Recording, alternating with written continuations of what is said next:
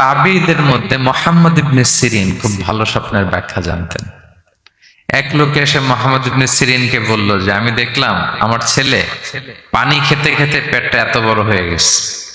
এই একই স্বপ্ন আরেকটা লোকও দেখলো, দেখে এক মূর্খের কাছে জিজ্ঞেস করলো। সে বলল, সর্বনাশ, এত বড় পেট হয়ে গেছে, তোমার ছেলে তো মারা যাবে। ঠিকই কয়েকদিন পরে ছেলেটা মারা গেল। আর একই স্বপ্ন দেখে এই লোক মুহাম্মদ ইবনে সিরিনকে জিজ্ঞেস করেছিল, উনি বলেছেন যে তোমার ছেলে তো অনেক বড় আলেম হবে। ঠিক তাই হয়েছে, ওই ছেলে অনেক বড় আলেম হয়েছে। তো ফাইন্নার রুইয়া তাকাউ আলা মা তুআব্বার, স্বপ্নের ব্যাখ্যা তেমন হয় যেমন এটার ব্যাখ্যা করা হয়। রাসূল সাল্লাল্লাহু আলাইহি ওয়াসাল্লাম একবার স্বপ্নে দেখলেন যে তিনি ওনাকে দুধ দেয়া হয়েছে, বাটিতে দুধ খাচ্ছেন, পরে আঙ্গুলের ফাঁক থেকে দুধ বেরোচ্ছে। এই সামান্য একটু দুধ রাসূল সাল্লাল্লাহু আলাইহি ওয়াসাল্লাম উমরে ফারুককে দিলেন।